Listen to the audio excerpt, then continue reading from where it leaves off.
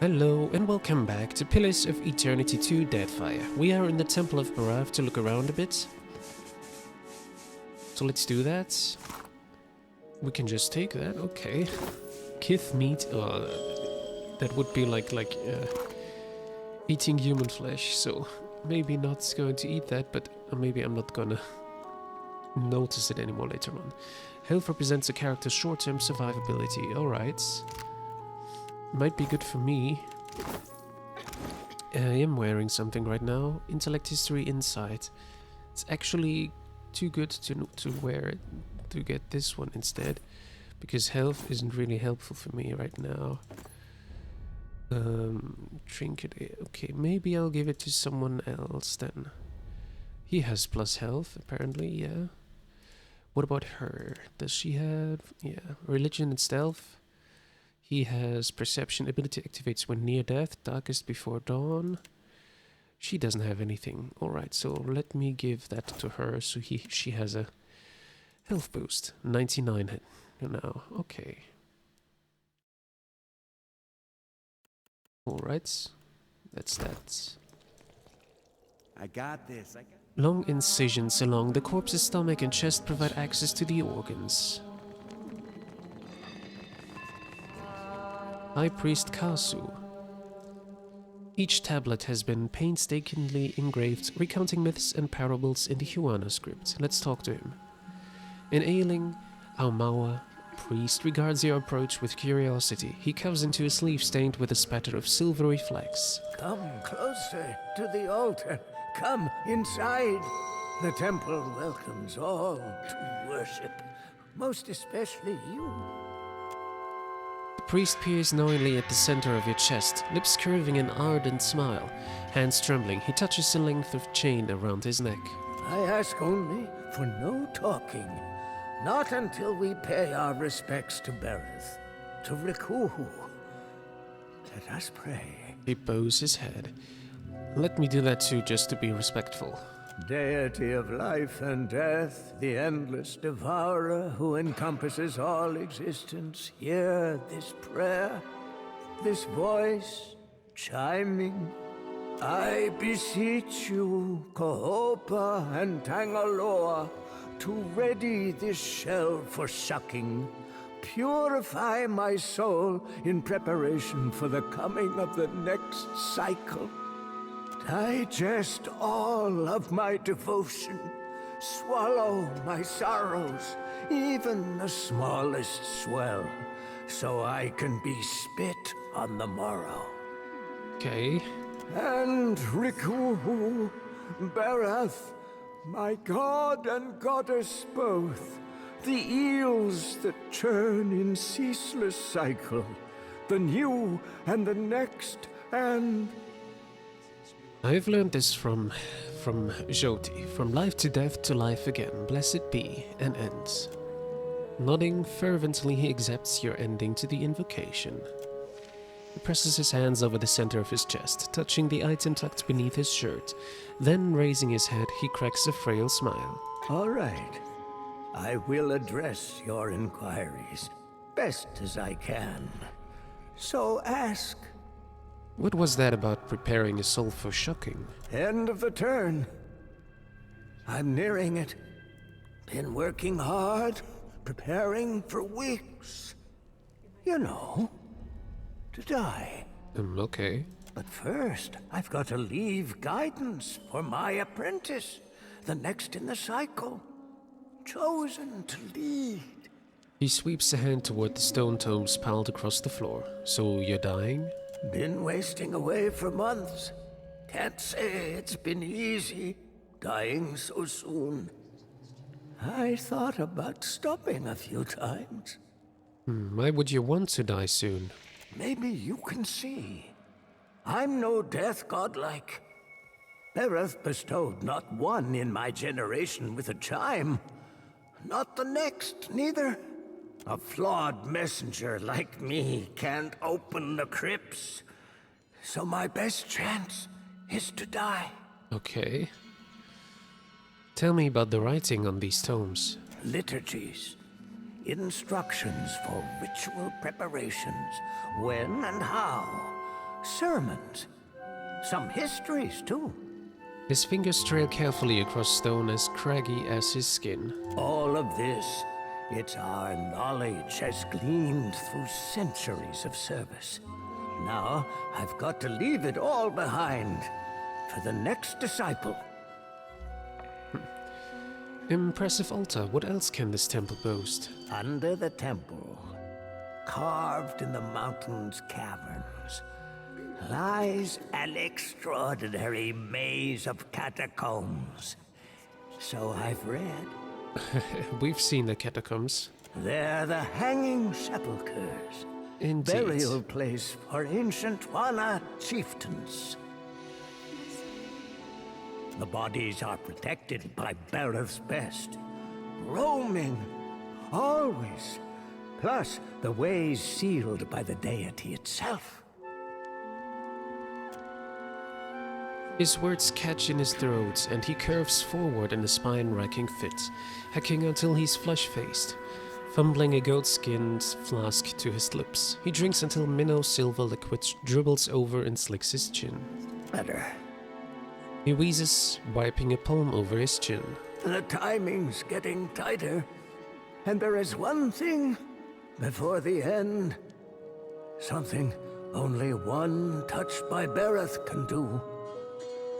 Something else? No, this is not religion. Insight. You covered something in the catacombs, the ones you can't access because you lack Barath's chime. That's right. I've got no hope, but you do. He tugs at a chain about his neck. My eels, my infinity coil keeps rattling. Pendants resonating with your chime. The priest presses the palm of his hand to the front of his chest. He stares, scrutinizing your face. He shakes his head, disappointed. The coil resonates, but it's weak. You could unseal the way, but you'd die inside, I think. My chance would be lost then. Lost with your remains. Yeah, we are not yet high level enough for it. Not just anyone can escape the hanging sepulchres. Alive. Yet I've already traversed the hanging sepulchres, and here I stand. Truly?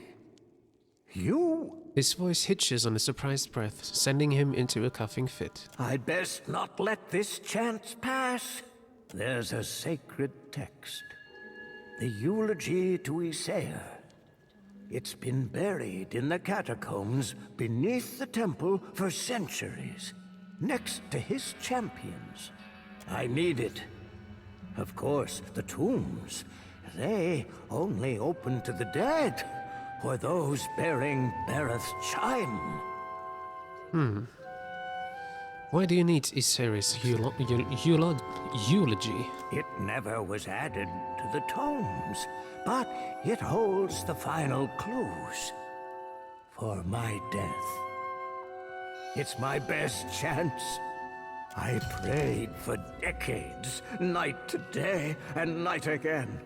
Now, here you are, just in time. Means Bereth sent you to see to my success. Okay.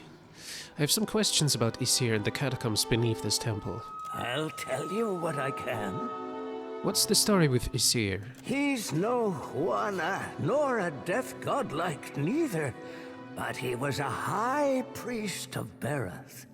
His hair was a Diran, a hunter, chasing the undead 200 years ago.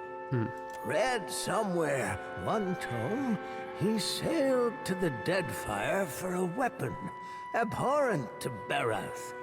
Said the blade held a power most fearful. The priest's face flushes with fervency. His voice rises in volume as he speaks until his breath catches, and he doubles over into a hacking fit. Isaiah fought hard for it, won the blade, but suffered grievous wounds.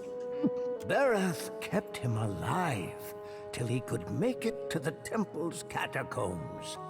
His champions were the ones who wrote his eulogy. Later, they were buried in the sepulchres too. We already know how to enter it. I've heard enough for now. All right. But there's something you've got to know. Or I guess I've just got to say. The priest bobs his head. From beneath his shirt, he untucks a stone-carved circlet in the image of an eel. The pendant vibrates on the length of its chain, thrumming harder the closer he holds it to you. You're my best chance. Or only, maybe. Take the coil. It'll open the crypts. Bring me a sayer's eulogy, and I'll teach you all I know of Bereth's arcana.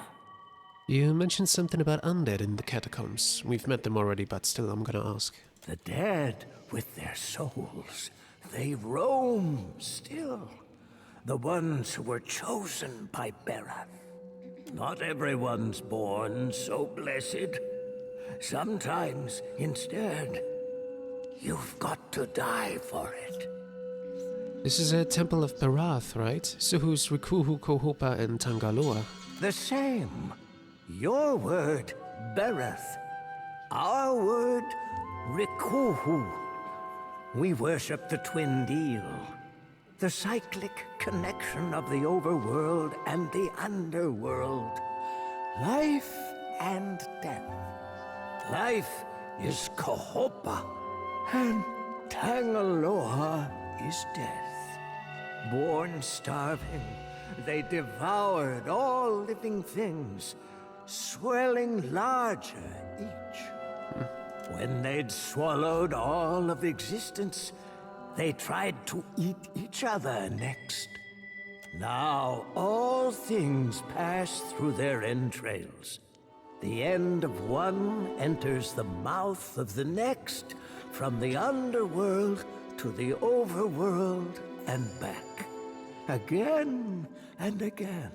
Alright, farewell. We have this new quest, but I don't think we'll be good enough to do this now. I'll have to check which one is it. Yeah, good. This is the quest which we couldn't do. Disrupt the Luminous Ardra, kill and take her ship's triumph.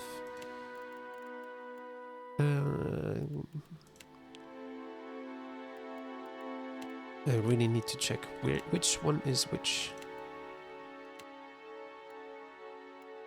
Lighted path. Yeah, okay. Yeah, it's way too good for us, way too hard for us at the moment, so we're gonna leave it for now. And let's get out of here. Okay, then the only thing left is to go to... well, to go higher up, to the next level, to the next part of Neketaka. West exit. We want to go to the Serpent's Crown, okay. Have we been to the Periki's Overlook already? I think we haven't been. Let's go there first then. 1 hour, 18 minutes.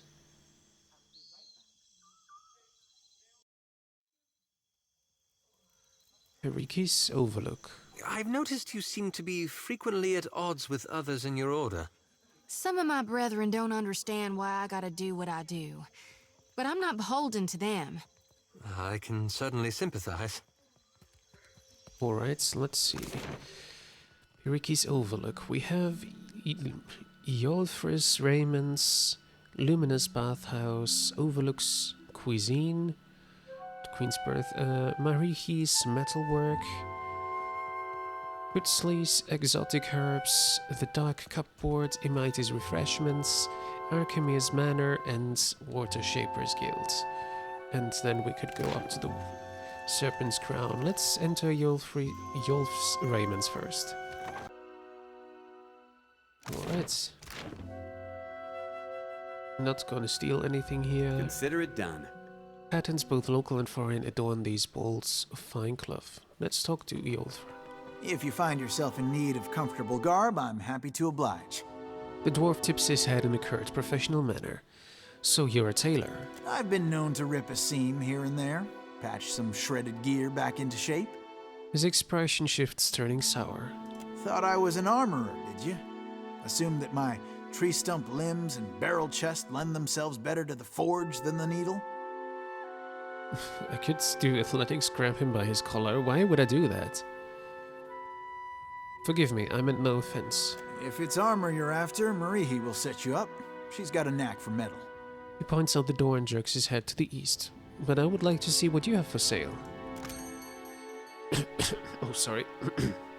Mantle of the Seven Bolts. +2 shock armor rating. Grants Storm of 7 Bolts. Let me read that. What is Storm of 7 Bolts? Shock damage. AoE when knocked out. Oh, Storm of 7 Bolts unleashes 7 powerful arcs of lightning which bounces off walls, harming anyone in their path.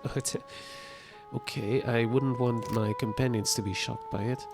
Burglar's Glove, Dexterity and Mechanics. Ooh, that would be very good for my character, if I had the money. 3 Trolls Stitched. Burn armor rating corrode, but more health. +5 health restored per 12 seconds. Ooh. Troll skin. That's happening. That is really nice. Every 12 seconds I get 5 health added. Maybe that would be good for someone who has a lot of health. For me, it's not really good. Superb Rope, +3 armor rating. Holy hell, that would be great for a mage or, yeah, for someone like me as well. Offering minimal protection cloth armor, consists of layers. Oh yeah, that's just a general description. A fine rope. Oh yeah, just with higher armor rating. Fine leather armor. This is light armor. I could wear light armor as well with my character, that would be fine, but I would have now a bit of higher recovery time, and I don't like this. Nagati's Girdle, Athletics, chance to cast interrupting crush damage, crush armor rating, no. Nothing I need here, but we can sell things from our stash, that's something. Should I sell the Saints' War armor? Maybe not. Because I might need it later on for Aeloth, for Idair, not for Aeloth. Let's get rid of the traps as well. And all of the animals that I don't use. Okay, I would get 3,000 out of it. Okay, this won't be enough to...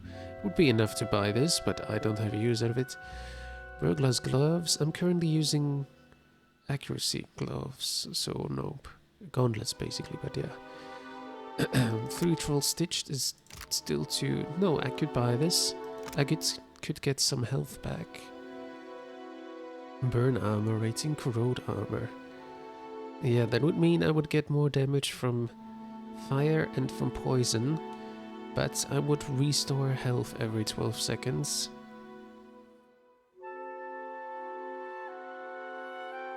Okay. But it won't get me back from a state of being knocked out, so yeah. The Superb Rope is too expensive still. Okay, let me not buy anything at the moment. At least we sell some things and have a little bit more money then. Refill supplies is not possible. Okay, well. Alright, we could go to the bathhouse next. Yeah, I think that would be... Let's just follow the way here. I didn't want to talk to this one. The Luminous Bathhouse. Let's see. Okay, everyone is naked here, of course. Well, not everyone. The women are wearing underwear, but the men are naked. Oh no, she's naked as well, so it's not about that. Okay, some are naked, some not. Ganor, let's talk. You are greeted by a tall, carefully composed man. The crescent moon in the center of his forehead glows faintly. Up close, the careful tailoring of his opal-adorned robes and their immaculate cleanliness speak to a deep well of vanity. Welcome, welcome. I am Ganor, owner and proprietor of the Luminous Bathhouse. If there's any way I might make your visit more comfortable, you need only ask. He clasps his hand and bows, a playful smile tugging at the corners of his lips. What do you have for sale? Oh, we can have like a rest here, that is really nice.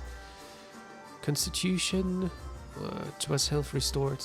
+2 health restored per 6 seconds. That is actually really good. Max power pool or beneficial effect duration area of effect. The battlefield drop would be nice, but I don't need it at the moment. But it's interesting that we could do it. Can we go into the water? Yeah, no, we cannot. We have to go around. Fix Overlook. Oh, we could talk to this person. Udine. No, I want to talk to her. I see you brought your pain, but you need come to ease it. Pity. A venerable elf sits beside the water. Her creased and spotted skin slightly flushed by the heat. Numerous scars mar her skin on face and torso alike. Her eyes open and their sharp gaze focuses on you. Pain? I have no pain. Aye, if you say so. The elf's eyes examine you as a physician might, probing but impersonal. What brings you to the bathhouse? It eases my pain. More than that is an awful long yarn, and nae lichtly. I'd like to hear it. I fecht in the broken stone war some 2 centuries gone by now. I left the woods of a deer for the eastern reach. I claimed to seek to protect our colonists, but in truth, I sought the glory of battle. She sighs and touches her brow. Glory were nae to be had. Truth be telt, I hold luckier than most. The Orlans o' Ayr Glanfath wielded blades that sheathed spirit as easily as flesh. Some of mine fellas were slaughtered body and soul. Come again? I don't quite follow your meaning. I have History 5. You speak of the Mind Hunters, Clanfathan warrior ciphers. Aye, that I do. And a downright vicious bunch they are. What happened to you? One weird o' the will of the gods one. A farmer near a Boots log home invited the soldiers for dinner. 'Twas hairst, and the crop was rowdy. She and her man devised us a broad and gusty feast. Deer pie and salmon, a stew of cabbage, carrots, and potatoes, squash roasted with pine nuts, and the sweetest honey bread I ever tasted. A weak smile spreads her mouth. I gotta say, this is really hard to understand, and I think the text is making it more difficult. Actually, I'd rather not read and listen instead, because that, when I listen to her, it's easier to understand. And because yeah, if you look like Gusty Feast and so on and so forth, it's like, better not read and just listen. That's easier. The Glanfathans riled the animals. By then we caught the trick, so the captain bade the farmer's family stay within. We skipped into the necht, approached the thick swine, and the arrows began to fall. The smile is faded. So, go on. She exhales a long, thin sigh. The shelter folk, hunters and campers bred, aimed their arrows true, and 2 of us fell immediately. The Orlans rashed us then, small and shady, visible only by the violet flames that lit their blades. We drank it that firm in blood, both sides. In the end, only I remained, standing in the farmhouse door, holding mine innards in, waiting for another cocksfeather to come and finish the work. I only lived because of that farmer. She sewed me up, fed me till I had health enough to stand. She said she owned me, but... She shakes her head. I think we both conned that we brought the trouble upon them with our presence. The raiders had been too many a slecht at simple farmhouse. Your wounds trouble you still? The pine bothered me little in mine youth. I fought ye. I set flames to black trees. I took arms again, the uprising at New Dunreed. After that, little welcome remained me in the new Duke's Kintra, and I travelled northward. Yet with age, the old wounds show new depth. By my count, I've suffered 18 arrows and half again as many stabbings. That I yet live testifies to either my stubbornness or that of the gods. I ranged for years seeking a balm for the growing pine. Drink helped for a time, Svev for another. Now, only these baths, infused with Adra, dull the agony. Intellect. You fought against the Deerwood's independence? Aye, I did. At the time it seemed recht. Now, I feel less certain. Thank you for sharing your story. Aye. Thank you for listening. Few day. Unless there's anything you need, please, let me to mine water. The woman dabs herself with a warm cloth. Farewell. Alright, that was an interesting story, with a very interesting accent. Rare and colorful fish swim from end to end of the watery enclosure. Interesting. Oh, look at that, it's like a an little aquarium. ocean. Yeah. Oh, we need one of those for our ship. I think that might not be good, because it could be destroyed in the ship if we are in a, you know, a storm or something. Bathhouse steward? The cost of enjoying the bathhouse's unique offering is 1,000 copper per session. Bathhouse steward crosses his arm and smiles. His look holds an invitation, but a warning too.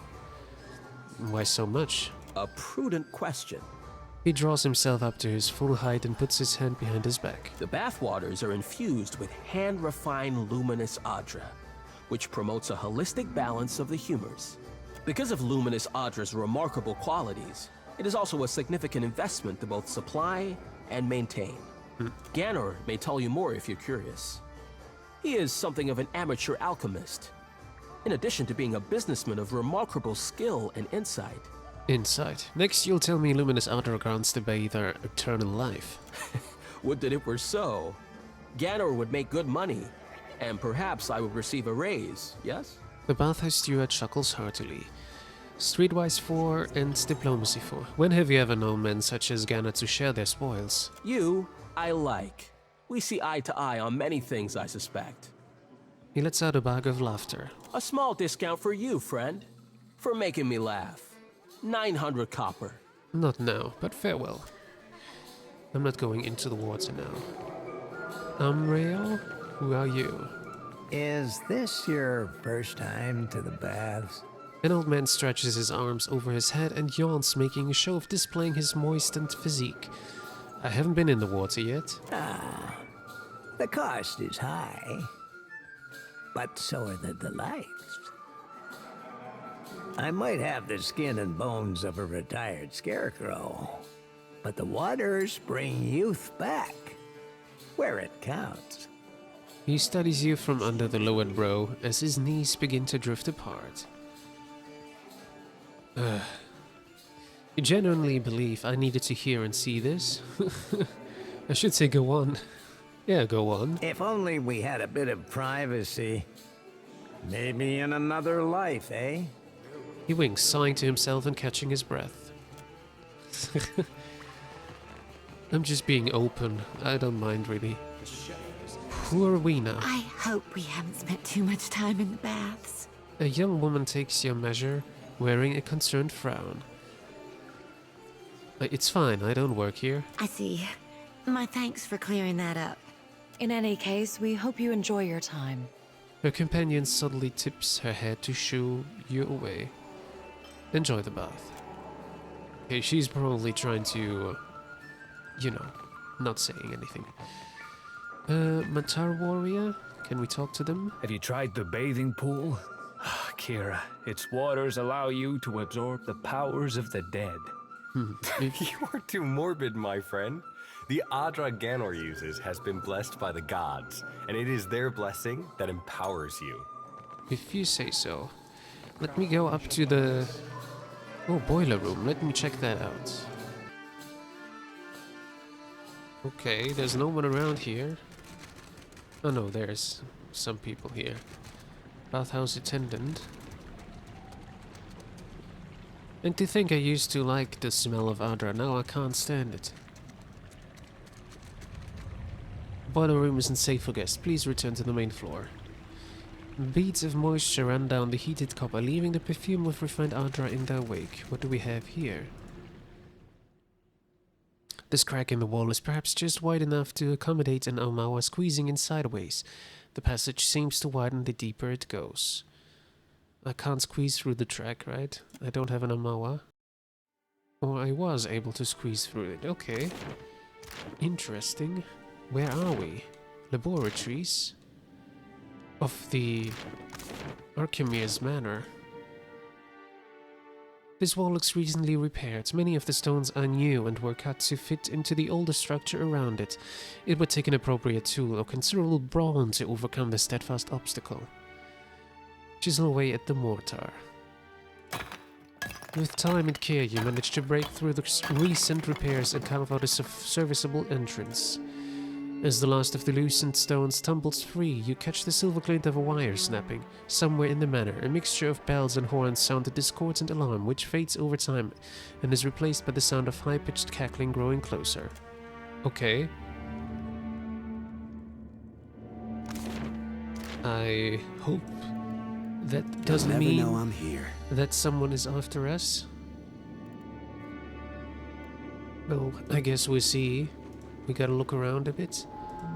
That's not so much. I just want to go and check it out a bit. Trees.